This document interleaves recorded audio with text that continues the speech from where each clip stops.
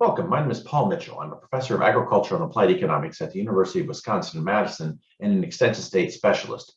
In this three-part video series, I'm going to present my 2022 ARC and PLC sign-up recommendations for Wisconsin farmers. Part one, I'm going to cover my recommendations for our major crops here in the state with base acres: corn, soybeans, wheat, and oats. Videos for parts 2 and 3 will focus on SCO and ECO for corn, soybeans, and wheat, and recommendations for minor crops and types of farms that might find ARC-IC valuable. I'm not going to cover how ARC and PLC work, nor how to use the FarmDoc payment simulator tool. Those are available in other videos recorded last year.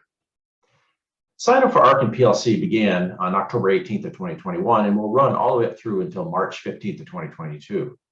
And what you're doing for each FSA farm you have with base acres, you're choosing PLC, ARC-CO, or County ARC, or just ARC, or possibly ARC-IC for each of your crops.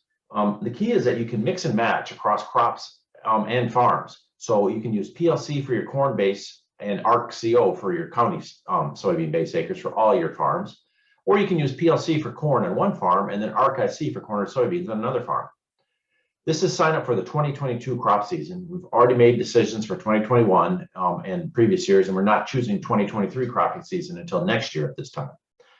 Payments are based on that marketing year average prices. So that means from September 1st of 2022 until August 31st of 2023, with payments made, if they're triggered, not until September and October of 2023. So you can see this is guessing about what's going to happen in quite a few months from now. Quick reminder of how they work. PLC, price loss coverage, pays farmers if there is a national price for that crop. For corn, falls below the reference price. So the marketing year average price for corn falls below the reference price, you can trigger a PLC payment. ARC works at the county level. It uses that same PLC price, but multiplied by the county yield. And so if actual county revenue falls below that county revenue guarantee, you would trigger ARC payments. It uses that NAS county yield and that PLC price, or the national marketing average price. The guarantee is calculated using the historical average prices from 2016 through 2020 combined with the county average yields, and you're choosing 86% of that Olympic average of that county revenue. That becomes your guarantee using a price floor of the reference price. So here are those reference prices for our major crops: corn, soybeans, wheat, and oats. The reference price for corn is $3.70 a bushel, soybeans is $8.40. Wheat is $5.50 and oats is at $2.40. You can see the projected prices there just from a few weeks ago and for 2021. Our focus here, though, is for projected prices for 2022. That's the marketing year average price. So that 12-month marketing year beginning on September 1st. These just came out in early November. $4.80 for corn, $10.50 for soybeans, $6.50 for wheat, and $3.30 for oats. You can see these projected prices are all well above the reference prices for each of these crops, indicating that PLC price floor may not be that attractive. So my initial recommendations when you're choosing between ARC and PLC for 2022, choose ARC. The county-based ARC for these four crops seems to be the best option. All four crops have high price expectations for 2022, exceeding the PLC price floor by quite a bit.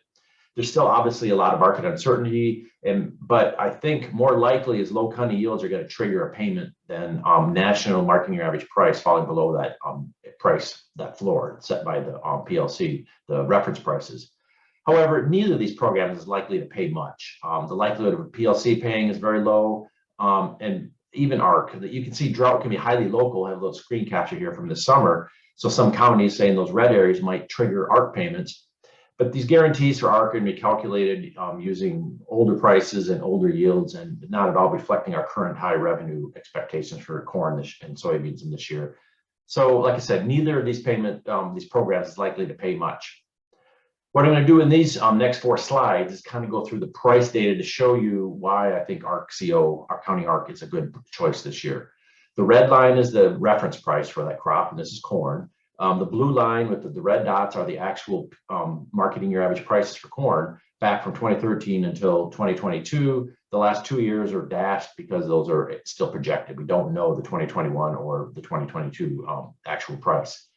But you can see for corn, it's been below that reference price for several years in a row. 2020, we had really good prices running up just as the season was ending with a lot of demand issues there driving our prices high. And that's continued into 2021 and expected to continue for 2022 as well. So expectations are quite high. You saw the numbers in the previous slide, 480 for corn, well above that 370 price floor provided by PLC, indicating why it's more likely that we won't get prices that low at the national level across that whole marketing year. Instead, the best bet you are to get a payment, if that's your goal is, would be if the county yield is low and the revenue guarantee provided by the ARC-CO in your county triggered a payment. But even that is highly unlikely, but it seems to be the better bet. Soybean prices show the same everything. That reference price is 840 now. And you can see back as far as 2013, we've never triggered a PLC payment for soybeans. The only soybean payments have been triggered for ARC in certain counties in certain years. And price expectations are still really high. So I don't anticipate a PLC payment for soybeans in any county in the state for PLC. ARC is another matter. Maybe we have a county with some low yields and then trigger an ARC payment. So my recommendation for soybeans here in Wisconsin is to sign up for ARC-CO, and maybe your county will have a trigger payment. But again, that's unlikely, and if so, it won't be a large payment even for ARC-CO. Wheat is that same story, much like corn. For several years in a row, it's been below that reference price, so making PLC a good option. For 2021 and now 2022, these price expectations are quite a bit above the reference price used for PLC. So again, my recommendation is to sign up for ARC-CO. That price guarantee of 650, the price expectations of 650 are just so far above the price guarantee of 550 that the markets would really have to fall apart. So therefore, county ARC would look like to be the best option. The last one is oats. Again, we've had prices been above that reference price, and they're even higher in the last few years. Projections are for 2021 and 2022 to continue this trend, making ARC-CO a better option. If there's a local county issue, your yields might be low in the county and trigger an ARC-CO payment, but don't expect a PLC payment for oats. So you put these all together, it's pretty much ARC-CO is more likely to make payments due to that possibility of localized county yields being low and not being the revenue not being offset by higher national prices. So, but the reality is neither ARC nor PLC are likely to pay much. Don't expect much in terms of these program payments for the 2022 crop year. Should go sign up now. You can always make changes. If these price expectations for 2022 change dramatically, you can go in again before the March 15th deadline and change your election. So I'm recommending farmers go out and go ahead and sign up now, enroll and choose ARC-CO for these major crops. The only reason I would think about signing up for PLC is if you're interested in buying SCO, a relatively new crop insurance option called SCO, supplemental coverage option. That's for corn, soybeans, and wheat in the state. Then you must choose PLC. The next video will discuss that more. So I think given the high price expectations this year, it might be sensible to think some farmers might want to look at SCO this year. And if so, PLC is what you'd want to choose instead of ARC.